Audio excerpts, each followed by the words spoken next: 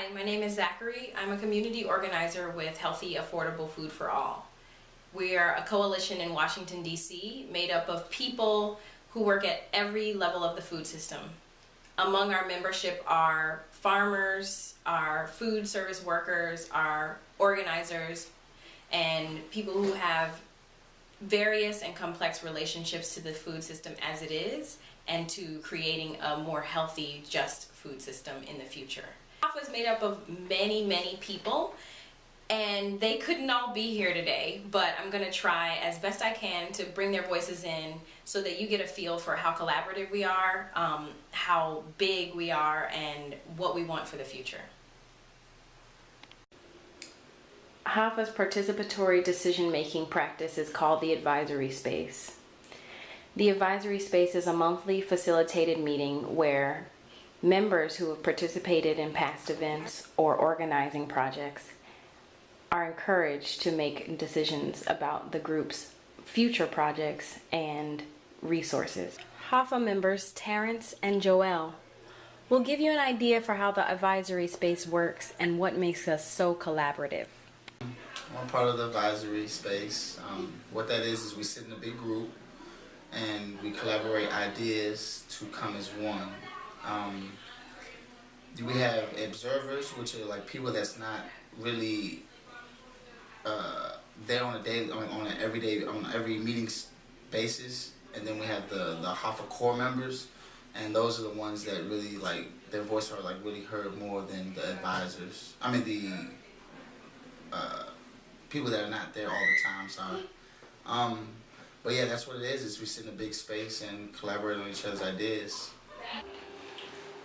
I think the diversity and the different dynamics of the group also are what lend to what makes HAFA so collaborative. You have farmers, you have nonprofit folks, you have government folks, you have just people who just are interested in food and, you know, nutritionists and just people who have no real working relationship with food. They just like food and like to eat and, you know, want to be a part of something.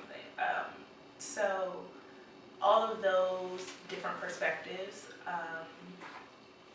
coming together foster an environment where you can pull from the different resources that each of those individuals or groups present. It's important to note that we prioritize accessibility when we decide on places and times to have our meetings. The advisory space is held in a metro accessible location. Childcare is provided, and there's always food. One of HAFA's core practices is the community brainstorm. Community brainstorms are community conversations held with leaders in a specific community, whether it's defined by place or by shared values. And we sit down with folks and really talk about what their definitions of the structure and function of a food system as it is today and what they want for the future. Since we started, we've done about 15 brainstorms. We've engaged so far about 350 people, and we've maintained ongoing relationships with those people to use the information that we got out of the community brainstorm. We've both applied them to HAFA principles, how we work as a group, and we've published or made them available to people working on really complex community-based solutions to food systems related issues. HAFA members are often invited into communities where we already have built trust and relationship. We co-facilitate conversations about the food system with community leaders and bring the information that was collected during that conversation back to those community leaders in a way that is accessible and can inform future change-making activities. There is miraculous alignment between the missions of the Blackland Project and HAFA. Both groups use story-based strategy in their everyday work and have seen how story-based strategy can be used by communities of color to explain and form unique and valuable relationships to land in place where they are. My name is Meestenget Smith. I'm the director of the Blackland Project. The Blackland Project gathers and analyzes Black people's stories about their relationship to land and place. The purpose of the Black Land Project is to identify and amplify the current critical dialogues happening in Black communities about their relationships to land. We've been working with the Black Land Project for nearly a year. Last year, we co-facilitated a webinar called Narrative-Based Organizing for Social Change. 30 participants from Washington, D.C., who identified as organizers working in communities of color, participated in the webinar and discussion to explore new connection and what is possible when we place Black people's relationship to land at the center of our work and at the center of our framing for organizing. Out of the webinar, the community brainstorms and ongoing conversations has come a desire from organizers in Washington, D.C. to reflect on their personal relationships to land as it informs their organizing.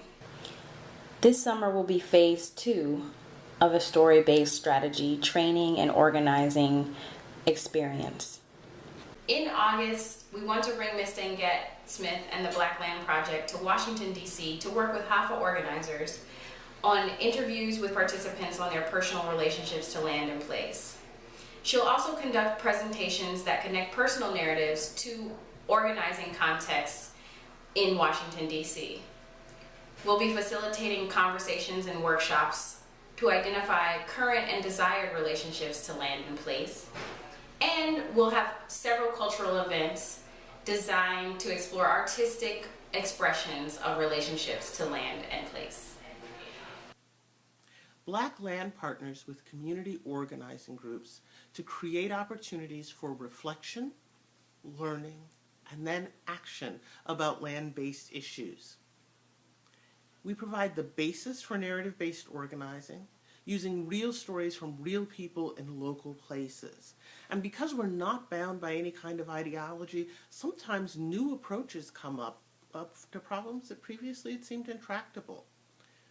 We're certainly part of a necessary ingredient for creating compelling story-based strategies for social change about issues related to land and place in Black communities.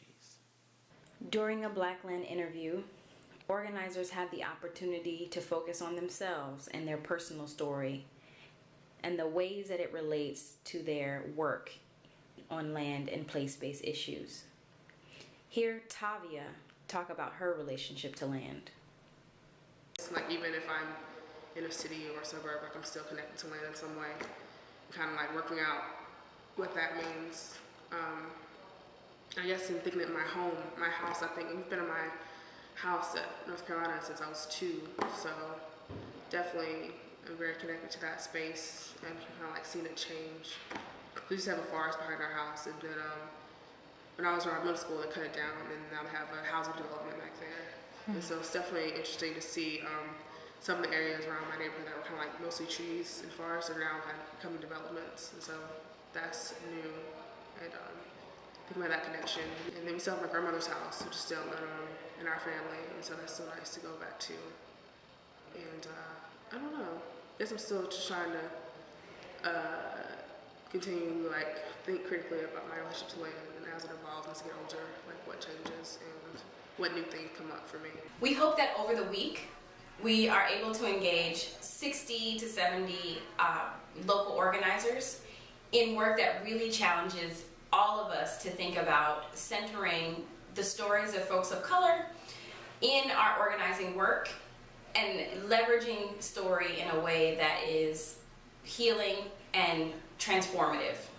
The Black Land Project looks forward to partnering with HAFA DC to hear Black land stories in the district. HAFA is thrilled to deepen our partnership with the Black Land Project in bringing story-based strategy, tools, and experiences to Washington, D.C., and hope that the Global Prize for Collaborative Social Justice Leadership will support our work. Thank you.